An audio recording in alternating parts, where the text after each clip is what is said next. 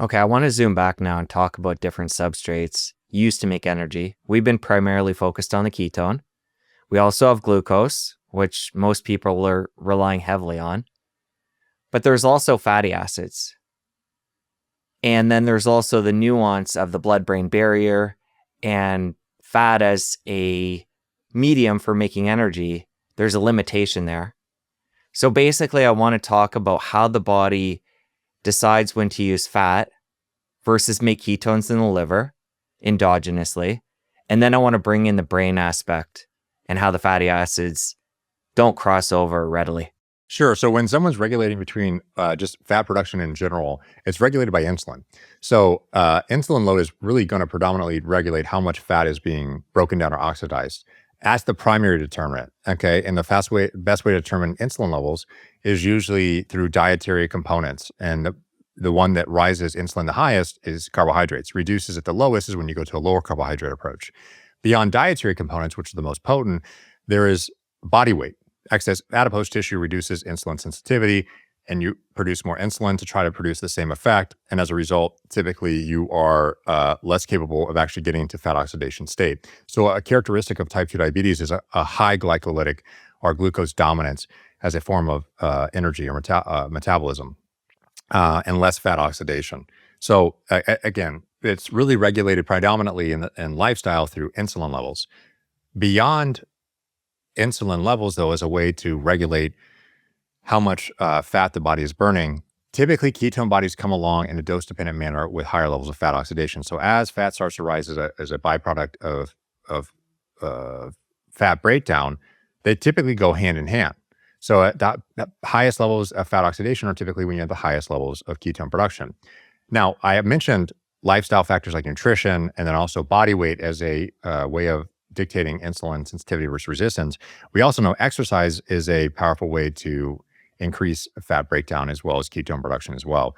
So those are the kind of key determinants of how something or how the body through lifestyle interact together to regulate fat oxidation and also ketone utilization.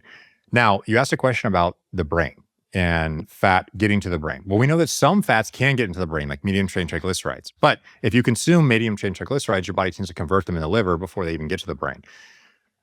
Long-chain fatty acids are the type of fat that you store on your body. They're also the form that are most predominant in the diet. So when you're consuming olive oils or other forms of oils, typically, when you think of fat, they're typically long-chain. Now, those fats don't readily cross the blood-brain barrier and provide the brain with energetic substrate. So as a result, when you're consuming a lower carbohydrate-based diet and you consume less glucose, but fat doesn't cross the blood-brain barrier, there is concern. Oh no, the brain's going to become glycopenic, meaning glucose reduction in glucose lower than the brain needs to sustain its optimal energetic needs. And you're going to have a brain energy deficit, and you're going to get into something called hypoglycemia, which causes neurological deficits and cognitive decline reliably. So how does your body make up for that? Well, it's built this beautiful machinery within the liver where it converts this excess fat over to ketone bodies to then make up the energetic needs in the brain when glucose is reduced. This is the primary way in which ketones are actually necessary in the body. Okay. They obviously have almost hormonal-like components, signaling components, and metabolic components, but they also play the most fundamental role in survival when you're in a fast or famine, evolutionarily speaking, by ensuring the brain doesn't go into an energetic deficit when you're deprived of the ability to consume food, so deprived of energy. And that's because the fat can't just go to the brain and make up for glucose as a fuel. It had to convert it to something that crosses the blood-brain barrier and can be readily metabolized by brain tissues. And those are ketone bodies. So that's how the body works to regulate that. But another example of that is lactate. So the body, when it goes to extreme forms of exercise, let's say you're evolutionarily speaking, having to run miles and miles and miles, maybe even 20 plus miles to get your fuel, and you're producing more lactate. Well, the body knows that all of a sudden you're producing more lactate. It's going to now utilize that as well as an energy source. So it's producing more lactate, more ketone bodies for these prolonged forms of exercise. What your body is really trying to do here, Jesse, is trying to ensure the brain is always energetically sufficient. So when ketones and lactate are present, Typically, evolutionarily speaking, they are only going to be present, at least ketone bodies, in an energetic deficit environment. Now we know we can follow a ketogenic diet or apply exogenous ketone bodies, but evolutionarily speaking, typically it was an energetic deficit. Lactate is produced through high levels of exercise over prolonged periods of time. But when both of those are present, Jesse, they're actually consumed by the brain in a dose-dependent manner. Glucose is only consumed in the brain proportional to the brain energetic needs. Why is that important? It tells us how the brain or the body self-regulates. It is saying that the body says, okay, if I have ketones or lactates present, I need to utilize those first because I might be in a crisis for brain energy glucose deficits. So I need to spare glucose and make sure that I'm utilizing these other substrates the bodies have limitless supplies of in the theory of ketones because of fat breakdown, or lactate because of conversion of glucose over during exercise. So that's how the body is telling us what it prefers. If you give glucose or ketones, the body will preferentially utilize those over glucose in a dose-dependent manner. And that tells us the bodies, when those substrates are available, are going to prioritize those over glucose. And we see that in MRI scans when you co-administer glucose and ketones in the brain and see that ketones are readily utilized in a dose-dependent manner and glucose is not. So this is all explained through evolutionary lens of self-survival. As you're sharing all that, it gets me thinking about somebody trying out this diet and maybe missing the mark on getting the carbs low enough to produce ketones. So they're not bringing in a lot of glucose. They might just be bringing in enough glucose through carbs or sugar to block the fatty acids from being released and used as energy. Then we also have the blood-brain barrier piece. What I'm getting at with all this, if you're not lowering the carbs, getting the ketones, you're not really getting the glucose through the diet that you were before.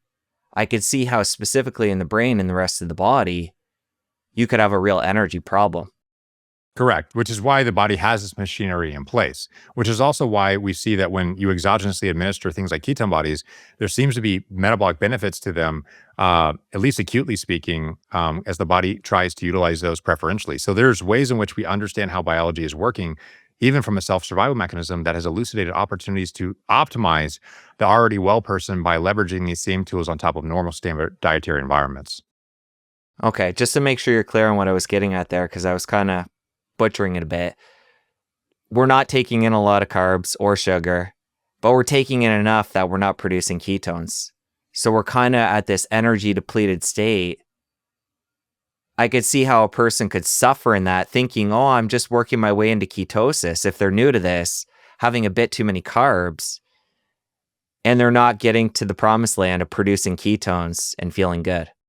Well, this is actually a very important point because most of the benefits that we see from carbohydrate restriction are at the ketogenic threshold. When insulin is sufficiently low to start producing ketone bodies at meaningful levels, again, 0.3 or higher. Most people define it as 0.5 or higher, but I typically say 0.3 or higher. And this is the threshold in which we see most of the clinical and metabolic benefits associated with this diet. But there's also, to be fair, evidence that shows that if you just reduce carbohydrates in general down to less than 130 grams per day, somewhere between 51 and 131 grams, 130 grams, that this also has potential therapeutic benefits as well in regulating diseases like diabetes and obesity, where it can assist in helping improve glycemic control. But keep in mind, it's typically shifting, Jesse, from a standard American or Western diet over to a lower carbohydrate diet. So by default, they're making a shift in a positive direction. But you're right. I mean, you bring up an important point where someone's not actually kind of crossing into that threshold. They may not be maximizing or reaching the full potential of these interventions. Since you made it to the end of this clip, I know you're going to love the full episode. Click here to watch. I'll see you over there. A very low carbohydrate and very high fat diet, known as the ketogenic diet, has been known to have powerful metabolic changes. When people utilize these high carbohydrate diets since the 1970s as the one optimal form of diet, it is